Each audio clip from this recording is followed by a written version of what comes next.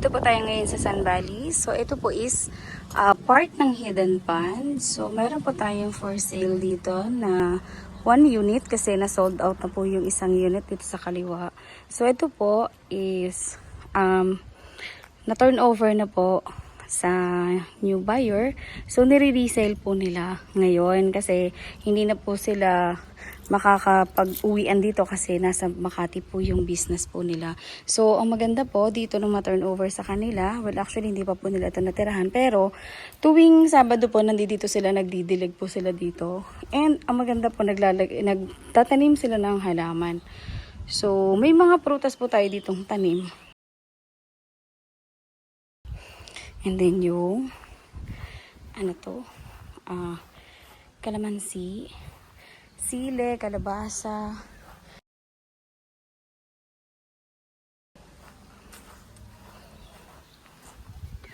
So, ayan po yung mga, ito po yung sa pinaka-backyard po nila. So, napakalawak. And napakarami po ng puno ng, kalamansi ba? Or orange ba yung tanim? Hindi ko po alam kung anong tawag. Ayan.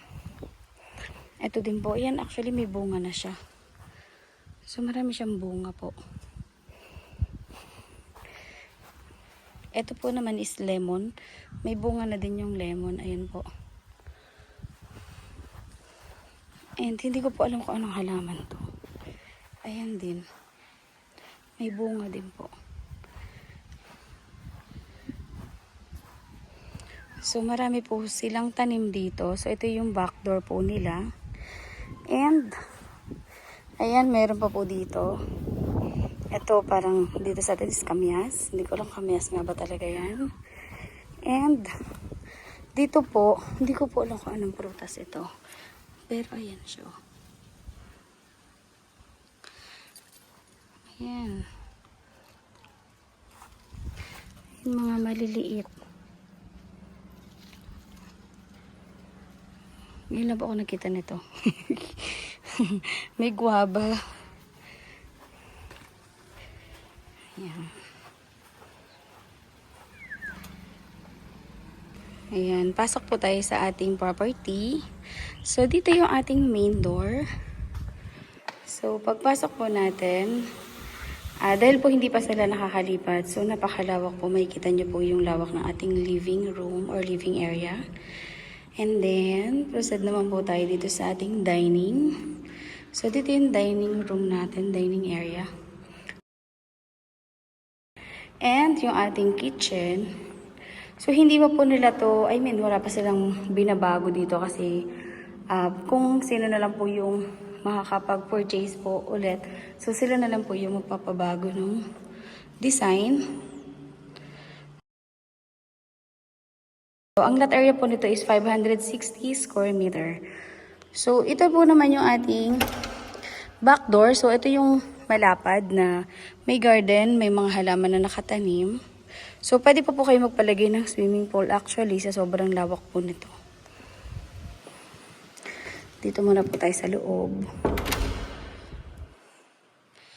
So, dito po yung ating first bedroom or guest room. So, meron po yung built-in cabinet na kasama. May nakaabang na para sa aircon po, window type. And meron po siyang sariling toilet and bath. May partition na rin po para sa ating shower. And then, dito po yung ating powder room.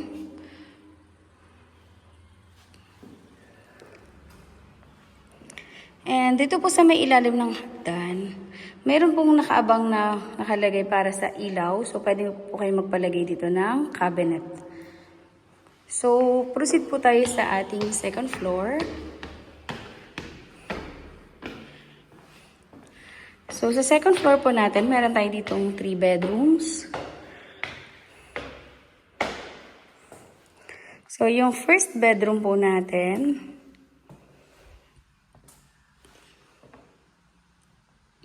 may built-in cabinet na pong kasama. May sariling toilet and bath.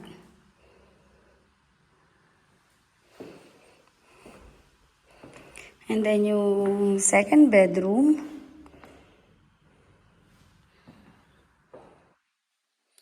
Meron din po siyang kasamang toilet and bath po.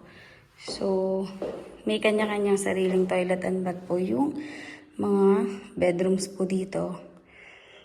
Now, let's proceed to our master's bedroom. So, sa master's bedroom po natin, so napakalawak po nito. Meron din siyang sariling toilet and bath. And also may walk-in closet po pala siya dito. And meron siyang glass partition yung ating shower area. May built-in cabinet pa po doon. And yung ating balcony. So dito po yung balcony natin. So kapag po nandito kayo sa area na to, dahil po wala pa naman pong mga nakapwesto ka kahit dito sa gilid. So, napakahangin po dito sa area na to. And ang maganda po, ito yung view mo po. Yung hidden pond po, may kita din po yung golf course view po dun sa gilid ng hidden pond po. So, mountain view po ang makikita nyo pa po dito sa part na to. So, ito po yung ating master's balcony